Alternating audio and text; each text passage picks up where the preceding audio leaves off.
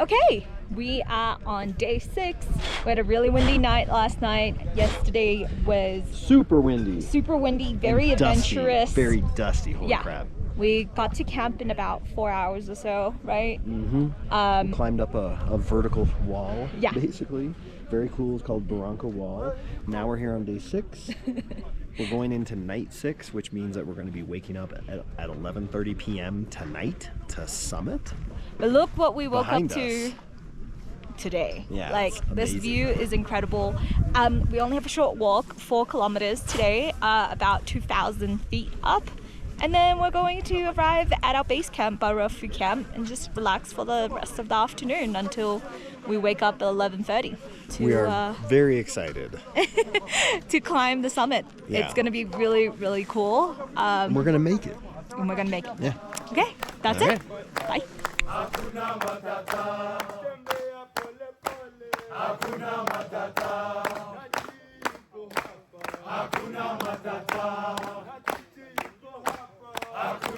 So we definitely undersold how hard that was. 4 kilometers at 2,000 feet was no simple task, especially in an elevation of nearly 15,000 feet. It took all of us to get up that ridge. We were so breathless for a lot of it and walking super slowly.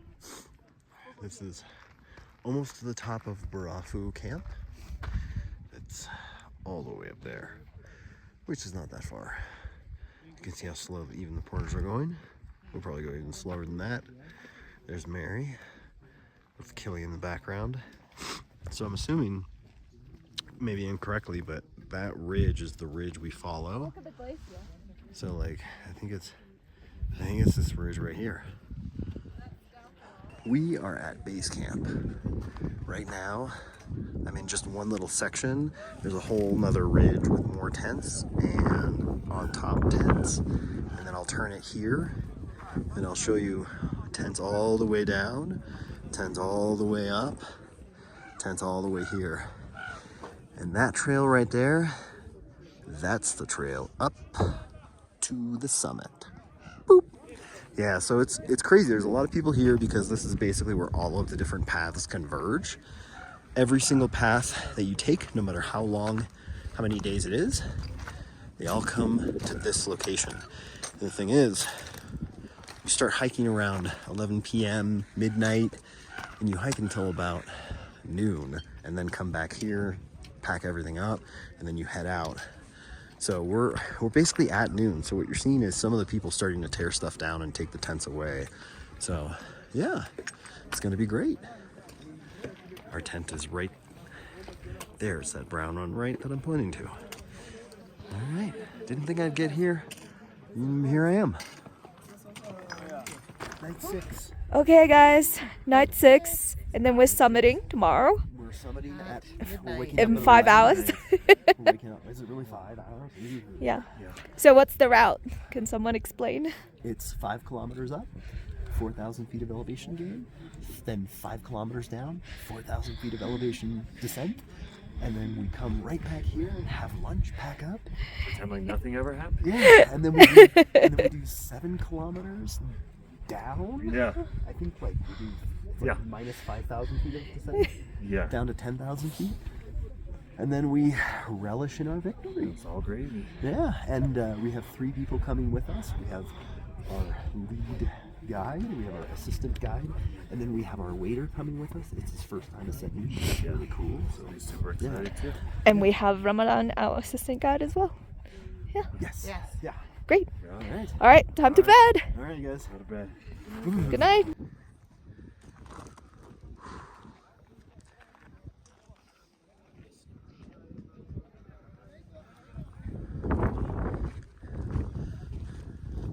And here is Davide, our waiter, and very. Oh, okay. Oh, we're fine. Yeah. Oh my god. Oh my gosh. Oh yeah! What do we got for dinner? Look at that pumpkin. Bam! What did I say? I'm gonna go. That's not pumpkin. Well, it looks like it could be. Mary, how do you feel about the food? It is glorious. You I feel- have no words. The chef is just fantastic. Yeah, to those of you at home, it may look very simple, but at 15,000 feet, this shit is and when like I'm used to incredible. Hauled this up the freeze mountain. dried food for camping, like Yeah, and don't forget, people haul it up the mountain every day. Every day. This is not like frozen food. It is fresh food constantly. Just to supplement, the food on Kili was really awesome. For breakfast, we always have a porridge, some kind of egg combination. And then for lunch, we have a packed lunch, usually chicken and some other energizing food. And for dinner, we get this variety of different vegetable soups. It could be lentil, potato, squash, zucchini, or cucumber, followed by a protein, usually chicken. We had red meat for some of it. And then it would be some kind of stew or curry, very filling. We had an incredible time eating all the amazing food on the mountain.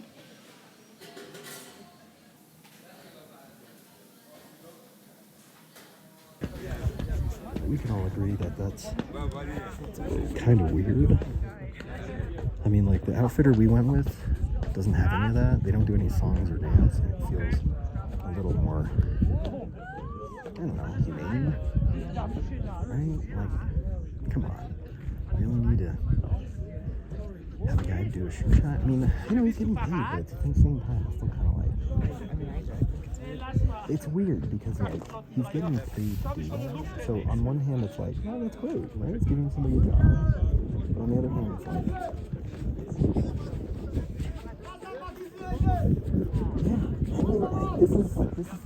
there's a reason why.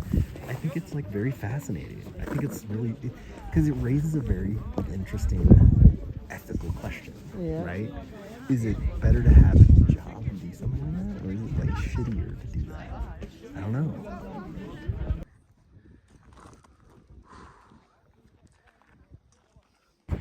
How's it going, guys? We made it. Almost. Sunset in the background. Davide, what do you think? Davide. Davide, Yeah, what do you think? Kuna Matata. Ah, Kuna Matata. Pole pole. Ah, not there yet though. Let's go. Let's go. Alright, I didn't mean to hold everyone up. Yeah. Jumbo. Super.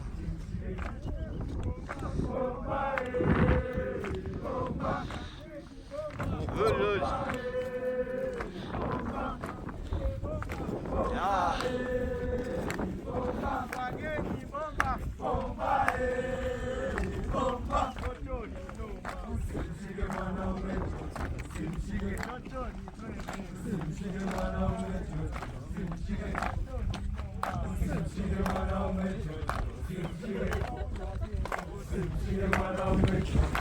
How do you feel? That was really cool. Highest volcano in the world. Roof of Africa. Highest freestanding mountain in the world. How hard was it? It was the toughest thing I've ever done in my life. The altitude, the climb, the biting cold. Yeah. Really rewarding. It was No super joke. tough.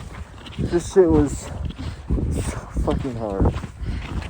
I felt a bit dizzy on the way, Yeah. but we plowed through. And then a And few just watching times, the sunrise over the clouds with the glacier around us, I felt really emotional about it. yeah. And there were definitely a few times that I was like, I'm giving up. This is it. Yeah, I was like, I'm about to let go and just turn around back to our camp. I know. But I'm glad we didn't do that. Yeah, it was amazing. Alright, so One time I stopped. Okay, guys, we made it. Say hello. It is so freezing, but we made it to the top of Mount Kilimanjaro. We're lining for this shot. I know our emotions probably didn't match our facial expressions. We looked like we were not excited because we were freezing. But trust me, we were super excited, and it was just lining up for the photo, and eventually we got that shot on top of Mount Kilimanjaro.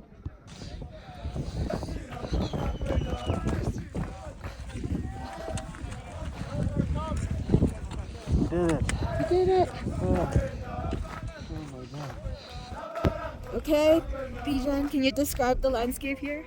Arid, cold, amazing. Yeah, with a glacier at the back. It's incredible. All right, cool. So let's talk a little bit about the journey itself.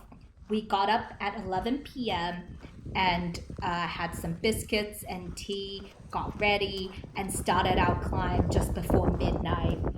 The weather was pretty brutal, I want to say. The wind was howling at us. The wind speed was super high velocity. And the cold, it was this type of bitter cold at minus 25, minus 28 degrees Celsius. Regardless, we didn't give up, and we eventually reached Stella Point about 5.5 hours later. Stella Point is on the crater rim, so we knew we were getting close.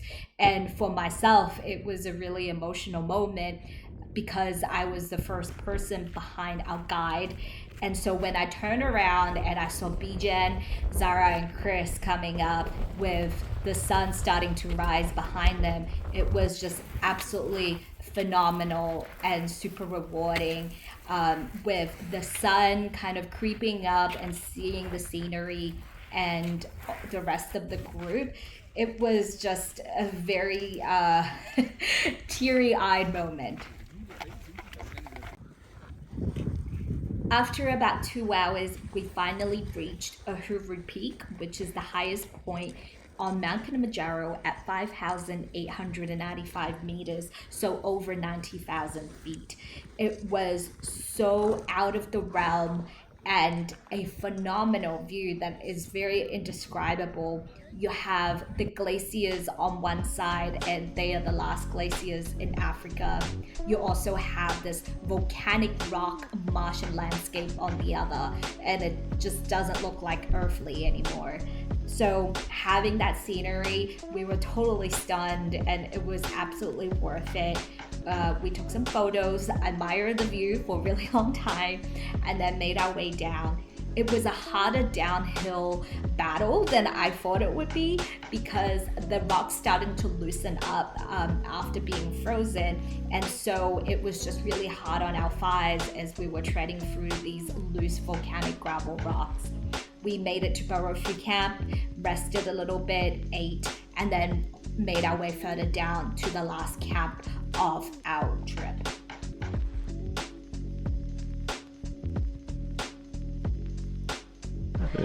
All right, this is the final day, day 8 of our trip. This is our amazing group of guides and porters and cook and waiter helping us through the mountain. They're just in the back.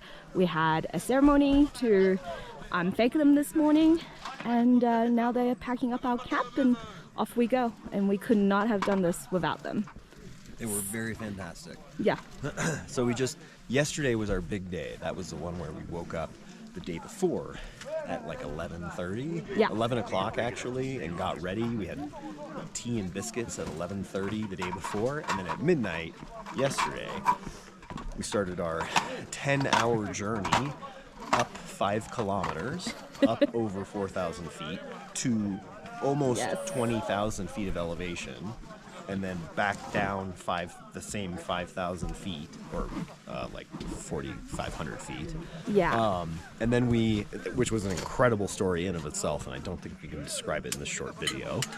But when we got back to the camp after we summited, we then took a break. We rested for about an hour, which was the most heavenly hour of sleep I felt like I ever got. Yeah.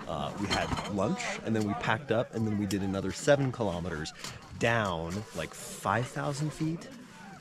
Yes. We descended another 5,000 Yeah, feet. 5,500. Yeah, so I think in total we did a little over, like we did like 11,000 and it was feet a of descent. technical descent, a lot It was of a very rocks. technical descent. So it was very tiring, but we did it. It was a super day. Yeah. One thing I would want to say is, Do you want to get in? yeah, let me get in as well. One thing I want to say is this is probably the hardest thing all of us have done in our entire lives physically. It was so yeah. challenging. Going up 4,500 feet when you're already 15,000 feet, and in altitude is unreal. Yeah, It is, you the can't- air is so thin. It's so cold. you've never, it's like, so windy. I thought I was gonna experienced it. lose my toes. Yeah. It was so wild. But once we got up there, the sunrise was coming over the horizon, and I remember looking back at the group, knowing that we made it, and seeing them coming out of the sunrise with this like Martian landscape on one side and the glaciers on the other side. Like, I felt so emotional. Like, Yeah. I nearly cried. It was a very powerful scene Yeah. for sure. Up there, it looks amazing. Any last words, Chris, about yesterday's experience? I came, I saw, it was amazing. Oh, that's our toilet at the back. Now we're heading out. Oh yeah, and this is the real hero of the whole trip. I'm pretty sure Zahra's using it right now. Get out, but I want to video. You know, Show You 'em have how it to works. now. too late. You're getting out. Show 'em how it works. Fill that bowl. Fill that bowl. All right, so we're signing off. We're just gonna be doing a 10-kilometer descent down, gentle, 3 or 4 hours, and then we'll be back in the village, and that's it. All right. Epic adventure. All right. Yeah. Oh, because it's coming to the last of its leg. No, I think it's just how compact the mud is. Well, that too. Yeah, but I've had these shoes for a while now. Like, since I've been in Seattle. I got Same them way. REI. These are my first boots for Seattle too. Oh, really? Yeah. I think we're both due for replacement. But you guys have done your 100 miles in them. 100 miles. Good joke. You did say 300, I think. I've done 300, I think 800 ago. If it's 300, I've done 300. This is beautiful. Good idea. I'm gonna take a video. You take a video. As you can see from the way that I was walking, that the climb down wasn't actually very easy or gentle. The mud was so compact and slippery that we all fell at various points during the downhill portion. And that's why I was walking so awkwardly, because I was trying to be cautious. Our thighs were definitely starting to burn and wobble during the descent. It was more than I bargained for. Notwithstanding the discomfort, it was so nice to be in the lush jungle with the birds chirping and the monkeys howling and playing around. We're almost at the main gate. We're heading out. We're almost there. I know, it's so How exciting. do you feel? I feel excited. I am tired, so I want to sit. But, you know, this last little bit has been really pretty. I know. More difficult than I thought. More difficult. This last 10 kilometers has been a little challenging. muddy. Really, like here, like I'm gonna point us at the ground so you can see our shoes. We are very muddy. But yeah, other than that, super wonderful. Ready to be done. Yay! We're here! How's everyone feeling? Amazing. Perfect. Wow, you guys are walking so fast. Tired? We did it!